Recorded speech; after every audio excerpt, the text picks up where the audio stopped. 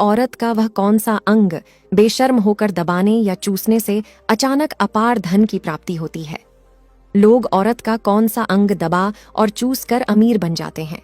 जो भी मनुष्य औरत का यह अंग दबाता या चूसता है, उसके घर में सदा माँ लक्ष्मी का वास रहता है और माँ लक्ष्मी की कृपा सदैव बनी रहती है। तो दोस्तों, आज की इस वीडियो में हम बताएंगे औरत का वह कौन सा अंग जिसे हर पुरुष को दबाना या चूसना चाहिए। दोस्तों, आप सभी का स्वागत है आज की इस बेहद ही ज्ञानवर्धक जानकारी भरी वीडियो में। दोस्तों, आपको पता चल ही गया होगा कि आज की वीडियो में हम क्या सीखने जा रहे हैं। दोस्तों, चैनल को सब्सक्राइब करें और हर हर महादेव लिखना ना भूलें। साथ ही इस वीडियो को जो लाइक और सब्सक्राइब करे, लक्ष्मी माँ उसके घर पर सदा कृपा दृष्टि बनाए रखें। दोस्तों, एक बार की बात है, एक गांव में शिव नाम का व्यक्ति रहता था। वह अपनी पत्नी से बहुत ज्यादा परेशान था क्योंकि उसकी पत्नी बात बात पर हमेशा उसे ताना मारा करती थी। तुम्हारे पास है ही क्या, घर में खाने तक को कुछ नहीं है। दोस्तों, उसके घर में बिल्कुल कंगाली छा गई थी। एक भी रुपया नहीं था और उसके घर में खाने के लिए अन्न का एक दाना तक नहीं था। दोस्तों, एक तो घर में खाना नहीं, ऊपर से पत्नी का ताना। वह बहुत परेशान हो गया। उसे समझ नहीं आ रहा था मैं क्या करूं। एक दिन की बात है, शिव अपने घर से एक सुनसान रास्ते पर निकल गया। वह उस सुनसान रास्ते पर चल ही रहा था कि उसे एक साधु तपस्या करते हुए दिखाई दिए। वह उनके पास जाकर बैठ गया। जब साधु ने अपना तप खत्म किया तो शिव उनके सामने रोने लगा। साधु ने शिव से कहा, पुत्र, तुम्हें क्या दिक्कत है? तुम क्यों रो रहे हो? आखिर तुम्हें क्या परेशानी है? तब शिव ने साधु महाराज से कहा, हे महाराज, मेरी एक पत्नी है जो कि मुझे रोजाना ताना मारती है। मैं गरीब हूं तो मैं क्या करूं? कितना भी कुछ कर लूं लेकिन धन कमा ही नहीं पाता हूं। अभी तक एक छोटा सा ढंढा था, वह भी पत्नी के क्लेश की वजह से चौपट हो गया। वह दिन रात मुझसे झगड़ा करती है। अब तो मैं दाने दाने के लिए परेशान हो गया हूं। हमारे घर में खाने के लिए कुछ भी नहीं है, इसके अलावा पहनने के लिए वस्त्र भी नहीं है। लेकिन मैं अपनी पत्नी को समझता हूं कि वह मुझे ताने नाम आरे मुझसे विवाद ना करे, लेकिन वह बिल्कुल भी नहीं मानती साधु जी। इसी वजह से मैं बहुत ज्यादा परेशान हूं। इसी वजह से मैं घर छोड़कर यहाँ आया हूं। वह साधु जी कहते हैं, रो मत बेटा, मैं तुम्हें यह काम बताने जा रहा हूं। तुम्हें औरत का सिर्फ यह अंग बेशर्म होकर कर दबाया चूस लेना है। अचानक तुम्हारे घर में धन की प्राप्ति हो जाएगी। तुम देखते ही देखते अमीर बन जाओगे। साधु जी कहते हैं, जो भी पुरुष औरतों का यह अंग दबाता या चूसता है, उसके घर में कभी भी धन की कमी नहीं रहती है और ना ही उसके घर में लड़ ढाई होती है, या जो भी व्यापार करता है उसमें हमेशा तरक्की होती है। साधु जी ने कहा, अब मैं तुमको औरत का वह अंग बताने जा रहा हूं। इसे ध्यान से सुनना और अपने जीवन में इस पर जोर करना। तब शिव साधु जी महाराज की बातें बहुत गौर से सुनता है और कहता है, जितना जल्दी हो सके मुझे यह बता दो दोस्तों। तभी साधु जी महाराज उस आदमी को एक कहानी सुनाते हैं और बताते हैं, एक नगर में एक किसान रहता था। उसके बहुत सारे खेत थे जिस पर वह दिन रात मेहनत करता था। उसके घर में किसान और उसकी पत्नी रहा करते थे। उस किसान और उसकी पत्नी ने आपस में बहुत ज्यादा प्रेम था। उसके घर में किसी भी प्रकार की लड़ ढाई या क्लेश नहीं होता था। इसी वजह से उसके घर में सदैव माँ लक्ष्मी का वास रहता था और उसके खेतों में इतनी ज्यादा पैदावार होती थी कि वह दिन प्रतिदिन और अमीर होता जा रहा था। उस किसान और उसकी पत्नी ने इतना प्रेम था कि आसपास के लोग उन्हें देखकर जल जाया करते थे। धीरे धीरे उसके पूरे गांव के लोग जान गए, किसान और उसकी पत्नी में बहुत ज्यादा प्रेम है। धीरे धीरे यह बात उस नगर के राजा तक पहुंच गई। दोस्तों, किसान और उसकी पत्नी की बात जब राजा के पास पहुंचती है तो राजा भी उसके प्रेम की काफी ज्यादा तारीफ करते हैं। वह सभी से बताते हैं कि हमारे नगर में एक किसान और उसकी पत्नी रहते हैं जिनमें कभी भी क्लेश नहीं होते हैं। उन दोनों में आपस में इतना प्रेम है कि मैंने ऐसा अपनी जिंदगी में कभी भी नहीं देखा। एक बार की बात है, राजा पूरे नगर में ढिंढोरा पिटवाते हैं कि इस नगर में जितने भी लोग हैं वह सभी अपने घर में घी का दिया जलाएंगे। राजा की पत्नी पूछती है कि आप ऐसा क्यों कर रहे हैं? सबके घर में घी का दिया क्यों जलवा रहे हैं? राजा अपनी पत्नी की बात सुनकर कहते हैं, दीपक प्रेम की निशानी होता है। जिसके घर में घी का दीपक जलता है उसके घर में सदैव प्रेम बना रहता है। और मैं चाहता हूं कि जो प्रेम किसान और उसकी पत्नी के घर में है वह हमारे पूरे नगर में रहे, पति और पत्नी के बीच। इसीलिए मैं हर घर में दीपक जलाना चाहता हूं। दोस्तों, राजा के सैनिक जाते हैं और हर जगह नगर में ढूंढ ही पिट देते हैं और कहते हैं सभी के घर में रात भर घी का दीपक जलाना चाहिए। दोस्तों, राजा की बात मानकर सभी नगरवासी अपने घर में दीपक जला देते हैं, लेकिन जैसे ही आधी रात होती है सभी के घर के दीपक बुझ जाते हैं, लेकिन किसान के घर का दीपक वैसे ही चलता रहता है। दोस्तों, दीपक हमेशा किसान की पत्नी जलाती थी, लेकिन उसकी बात नहीं मानती थी। वह हमेशा अपनी मनमानी करती थी। उसका जो भी मन करता था वो वही काम करती थी। लेकिन किसान को इस बात से कोई भी दिक्कत नहीं होती थी, क्योंकि किसान बहुत समझदार था। किसान सोचता था यदि मैं अपनी पत्नी को रोक टोक करूंगा तो घर में बेवजह ही क्लेश होंगे। इसी वजह से कई चीजें किसान अपनी पत्नी की ये बातें अनदेखा करता था। किसान इस वजह से अनदेखा करता था कि उसके घर में प्रेम बना रहे। राजा अपने महल में चढ़कर पूरे नगर का नजारा देख रहे थे। उन्होंने देखा कि सारे नगर में किसी के घर में दीपक नहीं जल रहा है, लेकिन किसान के घर में दीपक जल रहा है। तब राजा अपनी रानी से बोलता है कि देखो, किसान और उसकी पत्नी के घर में दीपक जगमगा रहा है, लेकिन पूरे नगर में कहीं भी दीपक नहीं जल रहा है। इसी से पता लगता है कि किसान और उसकी पत्नी में कितना प्रेम है। तब राजा की पत्नी राजा से बोलती है कि जो किसान और उसकी पत्नी में प्रेम है वह किसान की पत्नी की वजह से है, और इसी वजह से उसके घर में इतना ज्यादा प्रेम है। दोस्तों, जब राजा रानी की बात सुनता है तो कहता है, नहीं, तुम्हारा सोचना गलत है। जो प्रेम किसान के घर में है वह उसकी पत्नी की वजह से नहीं है, बल्कि वह किसान की वजह से है। रानी, यहाँ पर किसान बहुत ज्यादा समझदार है। आपका सोचना गलत है और यही वजह है जो कि उनके घर में कभी भी लड़ाई जल नहीं होता है। दोस्तों, राजा कहता है किसान समझदार है और रानी कहती है किसान की पत्नी समझदार है। दोस्तों, इसी तरह कुछ देर चलता रहा। राजा कह रहे थे किसान समझदार है, रानी कह रही थी किसान की पत्नी समझदार है। किसी बात को लेकर राजा और रानी के बीच काफी जल हो गया। इसके बाद रानी ने राजा की दार ही उखाड़ डाली और राजा ने रानी को उठाकर पटक दिया।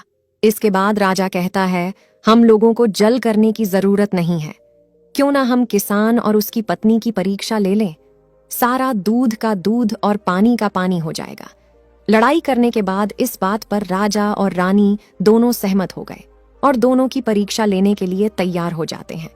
तब राजा अपने महल में जाता है और एक पुरुष सैनिक को बुलाता है और पुरुष सैनिक से बोलता है कि तुम किसान के पास जाओ और जो जो प्रश्न मैं तुमसे बोल रहा हूं वह तुम किसान को बोल देना। वह पुरुष सैनिक बोलता है, ठीक है महाराज। अब पुरुष सैनिक राजा की बात सुनकर किसान के पास जाता है। उस समय किसान की पत्नी खेतों में गई थी, लेकिन किसान की कुछ तबीयत ठीक नहीं थी, इस वजह से वह खेतों पर नहीं गया था। इस समय पुरुष सैनिक किसान के घर पहुंच जाता है और किसान से कहता है, मैं राज दरबार से आया हूं, राजा साहब ने मुझे भेजा है। दोस्तों, किसान कहता है, बताइए मैं आपकी क्या सेवा कर सकता हूं। आप बैठ जाइए, मैं आपके लिए पानी लेकर आता हूं। तब वह सैनिक बोलता है कि नहीं, तुम कुछ भी मत लाओ, मैं राजा का सैनिक हूं, बस आपके पास राजा का समाचार लेकर आया हूं। तब किसान कहता है, ठीक है सैनिक, आप मुझे बताओ राजा साहेब ने मेरे लिए क्या समाचार भेजा है। सैनिक कहता है, किसान, राजा साहेब ने यह बोला है कि यदि तुम अपनी पत्नी को छोड़ भी देते हो तो राजा जी आपको बहुत सारे हीरे जवाहरात और साथ में तुम्हारे जमीन से 2 गुना ज्यादा जमीन राजा जी आपको गिफ्ट में देंगे। इसके अलावा राजमहल का आधा हिस्सा भी आपको दिया जाएगा। लेकिन जो किसान ने जवाब दिया वह सुनने लायक है। किसान ने कहा, राजा जी, अपना पूरा राजमहल मुझे क्यों ना दे दे, लेकिन मैं अपनी पत्नी को नहीं छोड़ूंगा। जाओ और अपने राजा से कह दो। किसान ने ऐसा कहा है। सैनिक जाता है और राजा को सारी बातें बताता है। इस समय रानी वहां पर सैनिक की बात सुन रही थी। सुनने के बाद रानी ने कहा, आपने किसान की तो परीक्षा ले ली, लेकिन किसान की पत्नी की परीक्षा नहीं ली है। इस तरह से हम कैसे पता कर सकते हैं कि कौन समझदार है? इसके बाद रानी ने कहा, अब मैं भी किसान की पत्नी की परीक्षा लेना चाहती हूँ। जब दोनों की परीक्षा हो जाएगी तभी पता चलेगा कि कौन समझदार है। फिर रानी ने भी एक सैनिक बुलाया और कहा कि मेरी बात किसान की पत्नी को बोलना और याद रखना। यह बात तभी बताना जब किसान वहां पर ना हो। सैनिक ने पूछा कि रानी क्या बात बतानी है, वह तो बताओ। तो रानी ने सैनिक को सारी बात बता दी। सैनिक किसान के घर जाता है और उसके घर में आवाज लगाता है तो उसके घर से किसान की पत्नी निकल कर आती है और कहती है, बताओ क्या हुआ, क्यों ढिंढोरा पिट रहे हो? तो सैनिक ने कहा कि राजमहल से आया हूं, मुझे रानी ने भेजा है। किसान की पत्नी ने कहा, बताओ किस लिए आए हो? तब सैनिक ने कहा, रानी ने बोला है यदि तुम अपने पति किसान को मार देती हो तो आपको बहुत सारे हीरे जवाहरात रानी आपको देंगी और साथ में राजमहल का आधा हिस्सा भी आपको मिलेगा। इसके अलावा जितनी भी आपकी जमीन है वह तो आपकी रहेगी ही, लेकिन उसकी 2 गुना जमीन भी रानी आपको देगी। यह बात सुनकर किसान की पत्नी तैयार हो जाती है। कहती है, ठीक है, यदि मुझे इतना कुछ रानी साहिबा देंगी तो मुझे मंजूर है, मैं अपने पति को मार दूंगी। तब सैनिक पूछता है कि रानी को कैसे पता चलेगा कि आपने अपने पति को मार दिया है? तभी किसान की पत्नी बोलती है, मेरे घर में जो दीपक जल रहा है, जब मैं किसान को मार दूंगी तो उसे बुझा दूंगी, तभी आपको पता चल जाएगा कि मैंने किसान को मार दिया है। अब सैनिक किसान की पत्नी की बात सुनकर राजमहल जाता है और रानी को सारी बात बताता है। किसान की पत्नी की बात सुनकर रानी बहुत अचंभित हो जाती है। राजा और रानी को स्त्री जात से नफरत होने लगती है। उसी समय राजा अपने नगर के सभी लोगों को बुलाता है और कहता है कि मैं चाहता हूं कि मेरे और मेरी पत्नी की वजह से किसान की जान न जाए। तुम लोग ऐसा करो, उस किसान के घर जाओ और सारी बातें बता दो और उस किसान को बचा लो, वरना किसान की पत्नी उसे मार देगी। इधर सैनिक किसान के घर जाते हैं और सोचते हैं कि किसान की पत्नी किसान को रात में मारेगी और दिया बुझाएगी। इससे पहले ही हम किसान के घर में पहुंच जाते हैं और किसान को बचा लेते हैं। दोस्तों, जैसे ही राजा के सैनिक किसान के घर पहुंचते हैं तो देखते हैं कि किसान तो मरा हुआ है। तो सैनिक किसान की पत्नी से बोलते हैं कि तुमको तो किसान को रात में मारने के लिए बोला गया था, लेकिन आपने अभी किसान को क्यों मार दिया? तब वह किसान की पत्नी बोलती है कि किसान को तो मुझे मारना ही था, रात में तो मुझे सिर्फ दिया ही बुझाना था, इसलिए किसान को तो मैंने दिन में ही मार दिया है। सभी सैनिक तुरंत ही किसान के घर से भागते हुए जाते हैं और राजा रानी को सारी बातें बताते हैं। राजा और रानी क्रोध से आग बबूला हो जाते हैं। इसके बाद राजा और रानी किसान की पत्नी को बंदी बनाकर लाने के लिए अपने सैनिक से कहते हैं। सैनिक जाते हैं, किसान की पत्नी को बंदी बनाकर ले आते हैं। राजा किसान की पत्नी से पूछता है, ऐसा तुमने क्यों किया? तुम लालची औरत हो, तुम्हें पैसों से प्यार है। तभी किसान की पत्नी ने जवाब दिया और बताया कि मुझे तो किसान को पहले ही मारना था, वो तो मैं कोई बहाना ढूंढ रही थी, क्योंकि किसान की आदत बहुत खराब थी, वह मेरे साथ बहुत खराब व्यवहार किया करता था।